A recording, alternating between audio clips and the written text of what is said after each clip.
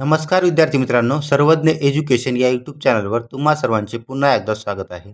आजच्या व्हिडिओमध्ये आपण DMER भरतीमध्ये विचारण्यात आलेल्या जीकेच्या प्रश्नांचे विश्लेषण पाहणार आहोत. हे सर्व प्रश्न प्रिव्हियस इयर क्वेश्चनमध्ये विचारण्यात आलेले आहेत. त्यामध्ये पहिला प्रश्न आहे, एक्झिम बँक ऑफ इंडियाने तिचे कार्य कोणत्या वर्षापासून सुरू केले होते? या बँकेने 1982 पासून तिचे कार्य सुरू केले. दुसरा प्रश्न, खालीलपैकी कोण सत्यशोधक समाजाच्या स्थापनेशी संबंधित आहेत? तर महात्मा ज्योतिराव फुले यांनी 1873 मध्ये सत्यशोधक समाजाची स्थापना केली होती. त्यानंतर राजाराम मोहन राय यांनी ब्रह्मोस समाजाची स्थापना केली. कधी केली असं विचारल्यास त्यांनी 1828 मध्ये ब्रह्मोस समाजाची स्थापना केली. त्यानंतर स्वामी दयानंद सरस्वती यांनी आर्य समाजाची स्थापना केली आणि कधी केली असं विचारल्यास 1875 मध्ये त्यांनी आर्य समाजाची स्थापना केली. तिसऱ्या नंबरचा प्रश्न, रुक्मिणी देवी अरुंडेल खालीलपैकी कोणत्या नृत्यासाठी ओळखल्या जातात? तर या भरतनाट्यम या नृत्यासाठी ओळखल्या जातात. भरतनाट्यम हे तमिळनाडू राज्याचे राज्य नृत्य आहे. त्यानंतर कथकली हे केरळ राज्याचे राज्य नृत्य आहे. ओडिसी हे ओडिसाचे आणि कथक हे उत्तर भारतामधील उत्तर प्रदेश या राज्याचे लोकनृत्य आहे. चौथा प्रश्न, मलप्पा धेनशेट्टी ज्यांना ब्रिटिश सरकारने फाशी दिली होती त्यांनी खालीलपैकी कोणत्या सत्याग्रहाचे नेतृत्व केले होते? तर त्यांनी सोलापूर सत्याग्रहाचे नेतृत्व केले होते. त्यानंतर चंपारण्य सत्याग्रह, अहमदाबाद सत्याग्रह आणि खेडा सत्याग्रह हे तिन्ही सत्याग्रह हे महात्मा गांधी यांनी केलेले आहेत. पाचवा प्रश्न, खालीलपैकी कोणते विधान बरोबर आहे? एक, राज्यपाल, मुख्यमंत्री आणि मंत्री परिषद मिळून महाराष्ट्राची कार्यकारिणी तयार करतात, हे योग्य आहे. विधान परिषद कधीच विसर्जित होत नाही, हे पण विधान योग्य आहे. विधान परिषदेमधील दर 2 वर्षांनी एकाच 3 सदस्य निवृत्त होतात, पण ती कधीही पूर्णपणे विसर्जित होत नाही.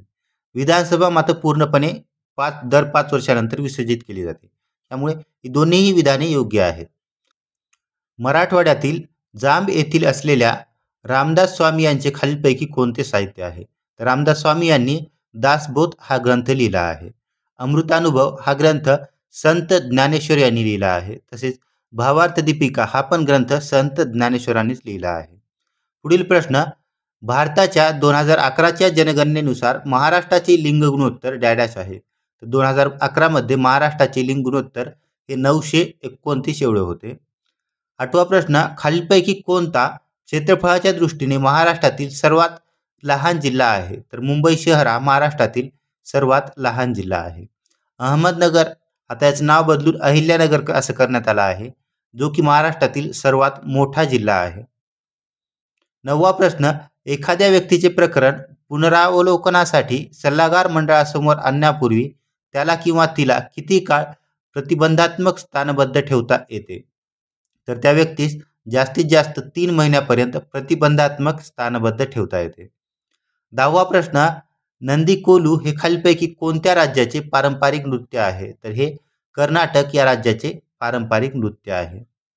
11वा प्रश्न, खालीलपैकी कोणत्या राज्य विधिमंडळाचे अधिवेशन बोलवण्याचा अधिकार आहे? तर कोणाला बोलवण्याचा अधिकार आहे? तर राज्याच्या राज्यपालाला राज्य विधिमंडळाचे अधिवेशन बोलवण्याचा अधिकार आहे. 12वा प्रश्न, खालीलपैकी कोणते पुस्तक महात्मा ज्योतिराव फुले यांनी लिहिले आहे? तर ब्राह्मणांचे कसब हे पुस्तक महात्मा ज्योतिराव फुले यांनी लिहिले आहे. दार्जिलिंग आणि सिक्कीम प्रदेशातील हिमालय पर्वतरांगांची दिशा कोणती आहे? तर हिमालयाची दिशा ही पूर्व पश्चिम दिशा आहे. 14वा प्रश्न, मराठी लेखक नंदा खरे यांनी खालीलपैकी कोणती कादंबरी लिहिली? तर त्यांनी उद्या ही कादंबरी लिहिली आहे. त्यानंतर कोसला ही प्रसिद्ध कादंबरी आहे. ही कादंबरी भालचंद्र नेमाडे यांनी लिहिली आहे आणि उपरा ही कादंबरी लक्ष्मण माने यांनी लिहिली आहे. 15वा प्रश्न, खालीलपैकी कोणत्या व्यक्तीने बुधभूषणम या ग्रंथाची रचना केली? तर छत्रपती संभाजी महाराज यांनी बुधभूषण या ग्रंथाची रचना केली. 16वा प्रश्न, डॅश हे महाराष्ट्राच्या राज्याच्या दक्षिणेकडील भागातील एक हिरवळीचे क्षेत्र ग्रीन ओएसिस असून वन्यजीव आणि जैवविविधता संवर्धनाच्या दृष्टिकोनातून अत्यंत महत्त्वाचे आहे. तर ते आहे टिपेश्वर वन्यजीव अभयारण्य. 17वा प्रश्न, शिवाजी महाराजांच्या शासनकाळात राज्य व्यवहार कोश या नावाने ओळखला जाणारा डॅश शब्दासाठी संस्कृत पर्याय दाखवणारा शब्दकोश तयार करण्यात आला. तर हा शब्दकोश पार्शियन शब्दासाठी तयार करण्यात आला. 18वा प्रश्न, भारताच्या 2011च्या जनगणनेनुसार महाराष्ट्र हे भारतातील डॅशमध्ये सर्वाधिक लोकसंख्या असलेले राज्य आहे. तर महाराष्ट्र हे दुसऱ्या क्रमांकाचे भारतातील सर्वाधिक लोकसंख्या असलेले राज्य आहे. आणि पहिल्या क्रमांकाचे विचारल्यास उत्तर प्रदेश हे पहिल्या क्रमांकाचे राज्य आहे. 2011च्या जनगणनेनुसार उत्तर प्रदेशची लोकसंख्या ही 19 कोटी एवढी होती आणि महाराष्ट्राची लोकसंख्या ही 11 कोटी एवढी होती. 19वा प्रश्न, खालीलपैकी कोणते सजीव सूक्ष्मजीव आहेत त्यांचे सेवन केल्यावर किंवा शरीरात गेल्यावर ते आरोग्यास लाभदायी ठरतात? तर ते आहेत प्रोबायोटिक. हे आपल्याला दह्यामध्ये सापडतात. 20वा प्रश्न, महाराष्ट्र राज्य फलोत्पादन आणि औषधी वनस्पती मंडळाची स्थापना कोणत्या वर्षी करण्यात आली? या मंडळाची स्थापना 2005 मध्ये करण्यात आली. खालीलपैकी कोणत्या सातवाहन राज्याचे वर्णन त्रिसमुद्रतोय पीतवाहन असे केले जाते? तर गौतमीपुत्र सातकर्णी या सातवाहन राज्याचे वर्णन त्रिसमुद्रतोय पीतवाहन असे करण्यात आले आहे. 22वा प्रश्न, ओणम हा खालीलपैकी कोणत्या राज्याचा सर्वात मोठा उत्सव आहे? तर ओणम हा केरळ या राज्याचा सर्वात मोठा उत्सव आहे. तमिळनाडूचा उत्सव आहे पोंगल.